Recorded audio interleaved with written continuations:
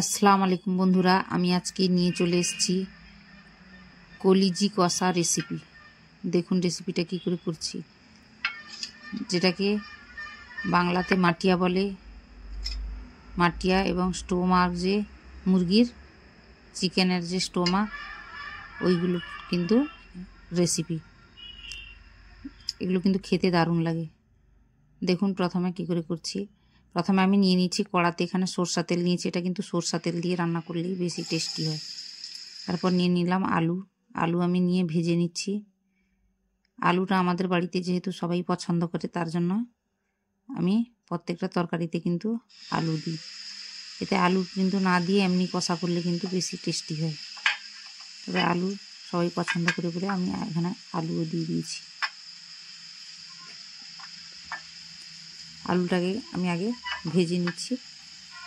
আলুটাকে সম্পূর্ণ না ভাজলেও হবে, মোটামুটি হালকা ভেজে নিলে হবে। এবারে আমি আলু ভাজার পরে আলুটাকে আমি তুলে রেখে দিয়েছি। এবারে ওই তেলে আমি নিয়ে নিচ্ছি গোটা গরম মশলা, এলাচ, দারুচিনি, তেজপাতা, লং এবং গোলমরিচ। তারপরে আমি নিয়ে নিচ্ছি এখানে পেঁয়াজ কুচিটাকে হালকা নেড়ে নিয়ে তাতে নিয়ে নিচ্ছি আদা রসুন পেস্ট। এরপর নিচ্ছি হলুদ গুঁড়ো 2 চামচ, লঙ্কা গুঁড়ো 1 চামচ, গরম মশলা গুঁড়ো। এরপর নিয়ে নিচ্ছি আদা রসুন যে বেটেছিলাম, ওই বাটিটা ধুয়ে একটু জল দিয়ে দিলাম। দিয়ে কিন্তু মশলাটাকে ভালো করে কষিয়ে নিব যতক্ষণ না মশলা থেকে তেল বেরিয়ে যায়। তারপর নিয়ে নিলাম লবণ। এরপরে মশলাটাকে ভালো করে কষিয়ে নিতে হবে। কষাতে কষাতে কিন্তু মশলা পেঁয়াজগুলো সব গলে যাবে। দেখুন আমি এটাকে স্টোমাকগুলোকে ধুয়ে রেখেছিলাম। এবারে আমি ওগুলোকে মশলাটা থেকে তেল ছাড়ার পরে কিন্তু আমি স্টোমাকগুলোকে ওতে ছেড়ে দিলাম। এবারে ভালো করে কষিয়ে নিব। অবশ্যই রেসিপিটা ট্রাই করবেন। যে কোনো মুরগির মাংসের দোকানে এগুলো কিন্তু পেয়ে যাবেন বাজারে।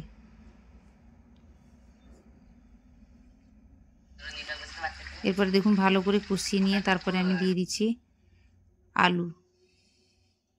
আলুটাকে দিয়েও কিন্তু ভালো করে কষিয়ে নিব। আমি এতে কিন্তু কাঁচা লঙ্কাটাও দিয়েছি 2টো। আমাদের কিন্তু যেহেতু ঝাল কম খায়, তার জন্য কাঁচা লঙ্কা আমি 2টো দিয়েছি, আমি খাবো বলে। এরপর দিয়ে দিচ্ছি টমেটো কুচি। টমেটোকে কেটে দিয়ে দিলাম, দিয়ে ভালো করে কষিয়ে নিয়ে দেখুন তেল ছেড়ে দিয়েছি পুরো মাংস থেকে। তারপরে আমি গরম জল দিয়ে ঢাকিয়ে দিয়েছি। এবারে দেখুন ভালো করে ফুটে গেছে। এটা কিন্তু গাঢ় গাঢ় হয়ে যাবে ঠান্ডা হয়ে গেলে, তার জন্য আমি একটু ঝোল ঝোল মতো রেখেছি।